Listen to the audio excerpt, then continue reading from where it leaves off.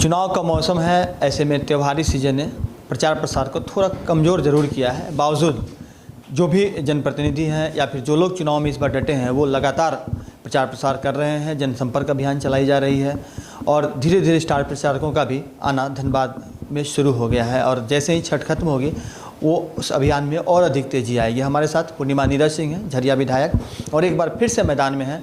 5 साल का इनका कार्यकाल और एक बार फिर से चुनावी मैदान में किस तरह से झरिया की जनता, झरिया के लोग इन्हें फिर से अपना समर्थन दे रहे हैं, सीधे इनसे रूबरू होते हैं। मैम, जिस तरह से 5 साल आपने झरिया को दिया और पिछली बार तो बिल्कुल नई थी आप और एक सहानुभूति चल रही थी, इस बार सहानुभूति या काम? दोनों सहानुभूति मेरे प्रति नहीं भी है लोगों की, तो उनके नीरज भैया के प्रति ज़रूर है। और काम, झरिया की जनता ने पहली बार देखा है कि काम क्या होता है। हाँ, कुछ जब मेरे बड़े ससुर स्वर्गीय बच्चा सिंह जी थे मंत्री, तो उन्होंने बहुत काम किया था। उसके बाद 15 सालों बाद आज जनता ने जो है देखा है कि फिर काम कैसे किया जाता है। और एक एजेंडा जो हम लेके, एक विज़न जो हम लेके चले थे, क्योंकि आप सबको याद होगा कि पूर्व मुख्यमंत्री आते हैं और इसी चौक पे जहाँ मेरा कार्यालय है इसके सामने खड़े होकर बोलते हैं कि नया झरिया बसेगा, जो है ये झरिया तो उजड़ेगा, ऐसा ऐसा बोल के जाते हैं। और उस दिन मैंने सबको विश्वास दिलाया था कि ना झरिया कहीं जाएगा, ना झरिया उजड़ने वाला है। और उसी को लेकर चलते हुए आज, उसी क्रम में आगे बढ़ते हुए आज झरिया में जिस तरीके का इंफ्रास्ट्रक्चर डेवलपमेंट और जिस तरीके का कार्य हम कर रहे हैं, और एक डर और भय का माहौल जो था उसको हमने बदला है, तो आज झरिया की जनता को विश्वास है कि झरिया कहीं नहीं जाने वाला है। लेकिन एक जो विडंबना है झरिया, या फिर चूँकि कोयला क्षेत्र है और ज़मीन के अंदर आग लगी हुई है, ऐसे में झरिया एक्शन प्लान हो या फिर JRDA ने जो लोगों को विस्थापित लोगों को पुनर्वासित करने का जो बीड़ा उठाया था, वो बार बार केंद्र सरकार हो चाहे राज्य सरकार हो, दोनों के बीच में ये फंस कर रह गया।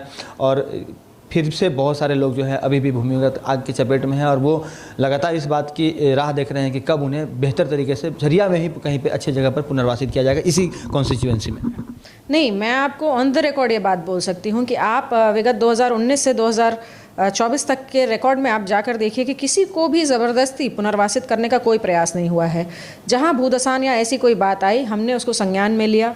BCCL ने उसको जो है इस डर के और इस भय के माहौल से बाहर निकल के इस बात में संज्ञान लिया कि नहीं, इनको अगर पुनर्वासित करना है तो इनके अनुरूप करेंगे, ये जहाँ चाहेंगे वहाँ करेंगे। जब आप झरिया मास्टर प्लान की बात करते हैं तो उस मास्टर प्लान की अवधि जो समाप्त होती है 2019 में, उसके बाद उसकी अवधि को बढ़ाने के लिए हम सब जॉइंटली एक मीटिंग करते हैं। इस बात को मैंने माननीय मुख्यमंत्री के सामने रखा था और जॉइंटली एक मीटिंग होती है। और 15 सालों में पहली बार मैं आपको बताती हूँ कि सारे विधायकों को बुलाया जाता है और हम सारे अपने इनपुट देते हैं कि नेक्स्ट फेज़ में इस प्लान को कैसे बेहतर बनाया जा सकता है, कैसे रैयतों को उनका हक मिले। क्योंकि यहाँ जो समस्या है विस्थापन की, वो पहली ज़ोर ज़बरदस्ती की है। दूसरा, रैयतों के साथ किस तरीके से जो है मनमानी ढंग से उनकी ज़मीन छीन ली जाती है। रातों रात आउटसोर्सिंग कंपनियां जो है उनको निकाल कर वहाँ से फेंक देती हैं, हटा देती हैं और अपना काम शुरू कर देती हैं। एक गुंडागर्दी का जो माहौल था विगत 5 वर्षों में ऐसा कभी नहीं हुआ है। एक दो समस्या और अगर हम बात करें तो पेयजल की जो अनुपलब्धता अभी भी है, चूँकि लोग खुद से बोरिंग कर नहीं सकते हैं। इसके अलावा एक और समस्या है यहाँ पर सड़क जाम की, और थोड़ा बहुत अगर बात करें तो प्रदूषण जो है वो भी लोगों को बहुत परेशान करता है। लोग काफ़ी नाराज़ होते हैं प्रदूषण के मामले में। तो इन तमाम चीज़ों पर थोड़ा सा कंट्रोल हो सके और लोग बेहतर और स्वच्छ हवा में सांस ले सके, इसके लिए आपने क्या कुछ किया है 5 सालों में और आगे क्या करना है? प्रदूषण की जो समस्या है वो जॉइंटली सिर्फ और सिर्फ राज्य सरकार की नहीं है। अगर खदानें केंद्र सरकार की हैं तो उस पर सोचना भी केंद्र सरकार को पड़ेगा।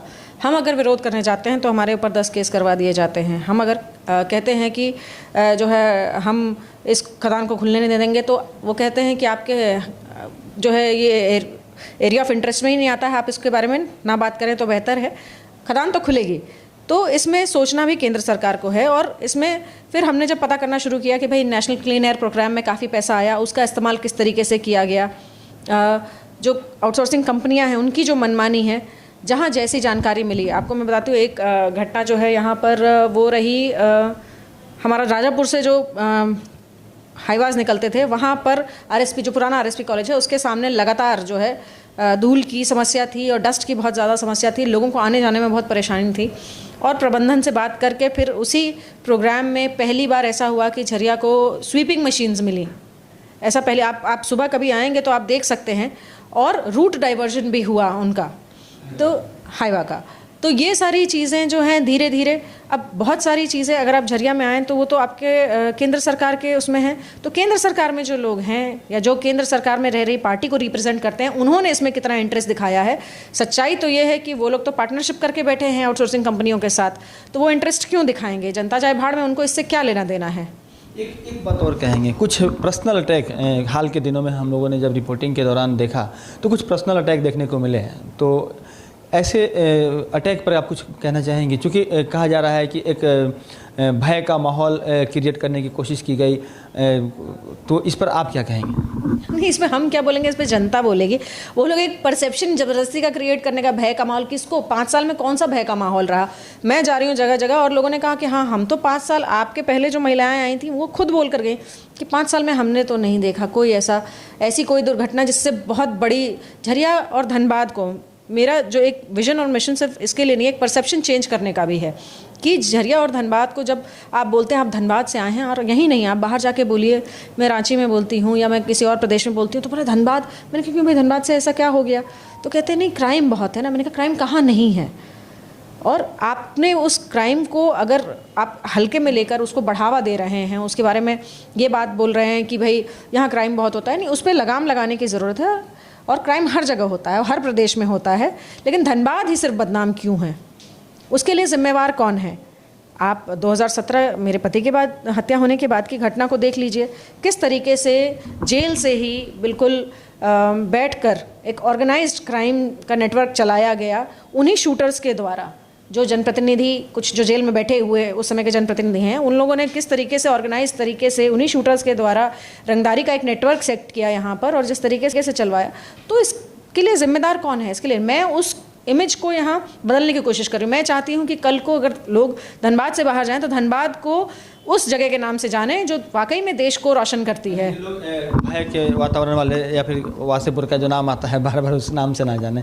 एक चीज़ और मैम, एक दुर्दांत अपराधी है जो इन दिनों विदेश में बैठा हुआ है, पूरे ज़िले को परेशान कर रखा है, और प्रशासन कहती है कि हम उसको पकड़ ही लेंगे, लेकिन अब तक ऐसा कुछ आपको, ऐसी आपके नज़र में कुछ ऐसी जानकारी है कि वो कब तक भारत में प्रत्यर्पित हो सकता है, कब तक उसकी गिरफ्तारी हो सकती है? क्योंकि इसमें केंद्र और राज्य सरकार दोनों को मिलकर काम करने की आवश्यकता है। देखिए, जहाँ मुझे जो लास्ट जानकारी है उसमें था कि शायद यहाँ पर मतलब शायद नहीं, राज्य सरकार ने अपनी ओर से जो है मिनिस्ट्री ऑफ होम अफेयर्स को जो है ये भेज दिया था कि भाई अगर ऐसा कोई व्यक्ति है तो उसका लाना राज्य सरकार का काम नहीं है, जो विदेश में बैठा है उसका काम केंद्र सरकार को उसको वापस लाना है। तो मिनिस्ट्री ऑफ होम अफेयर्स जो गृह मंत्री के हाथ में होता है उनको भेज दिया गया है। अब उनको इस पर निर्णय लेना है कि उनको क्या करना है। मैम बताइए, बस 2024 फतह हो जाती है तो फिर आगे क्या कुछ करना है? कौन कौन से ऐसे अधूरे कार्य हैं जो 5 साल में आपने अधूरा रखा और या फिर उसे पूरा करने में सफल नहीं हो पाई, उसे आने वाले वक्त में पूरा करना?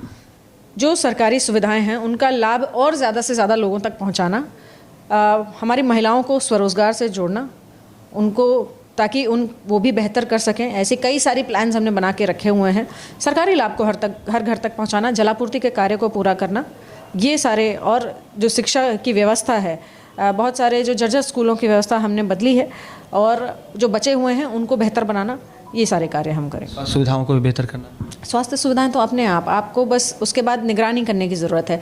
जहां एक अस्पताल 2 कमरे में चल रहा था, आज वो बड़े अस्पताल उसमें चलेगा, तो एक निगरानी करने की ज़रूरत है निश्चित तौर पर। बिल्कुल। अभी हमारे साथ पूर्णिमा नीरज सिंह जो कि वर्तमान में विधायक भी हैं और एक बार फिर से चुनावी मैदान में हैं। इन्होंने तमाम चीज़ों को बेबाकी के साथ रखा है, जो कार्य की है उसकी जानकारी दी है, और जो विरोधियों के द्वारा जो हमले किए जा रहे हैं, जो कुछ पर्सनल अटैक किए जा रहे हैं, उस पर भी उन्होंने बेबाकी के साथ जवाब दिया है। बहरहाल थोड़ा इंतजार कर लीजिए 20 तारीख का, जब जनता को अपना फैसला देना है, और उसके बाद 23 को रिजल्ट सबके सामने होगा। सहयोगी विपिन के साथ राजकुमार जायसवाल, न्यूज़ 22 को धन्यवाद। मैं Moni Rani, chairman leader institution of higher education Samastipur, आप सभी देशवासियों को दीपावली एवं छठ पूजा की हार्दिक शुभकामनाएं देती हूँ। मैं सौरभ झा, CDP गुरु और डायरेक्टर TCH एडुसन, पूरे बिहार वासियों एवं समस्त देशवासियों को TCH परिवार की ओर से दीपावली एवं छठ महापर्व की हार्दिक शुभकामनाएं देता हूं। साथ ही साथ ये संदेश देना चाहता हूं कि इस त्यौहार आप अपने घर परिवार के साथ मनाएं और एक उत्साह के साथ मनाएं, और भगवान से ये मेरी प्रार्थना होगी कि आने वाले वर्षों में आपकी सभी मनोकामनाएं पूर्ण हो। इसी के साथ एक बार और दिवाली एवं छठ पर्व की हार्दिक शुभकामनाएं। 5 राज्य, 61 शहर, 150 प्रोजेक्ट और एक वास्तु विहार। नई सोच, नया घर। बनाए रखिए अपना प्यार, सेवा में है वास्तु विहार।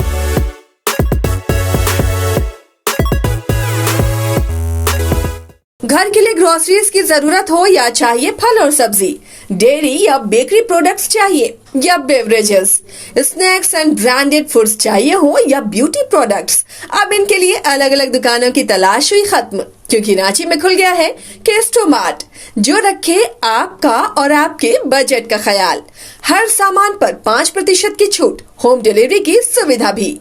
आज ही पधारें Kesto mart, one stop solution for every customer's requirements. Call 9153989339. Janvi ceramics से करें टाइल्स, ग्रेनाइट, सैनिटरी वेयर की 50,000 से अधिक की खरीदारी और पाए 5 खास कूपन के जरिए जीएसटी काटकर 4 साल के अंदर पूरी राशि वापस। जानवी सिरामिक, हुर मोड़, डाल्टनगंज, शाहपुर रोड, गढ़वा, झारखंड। शर्तें लागू।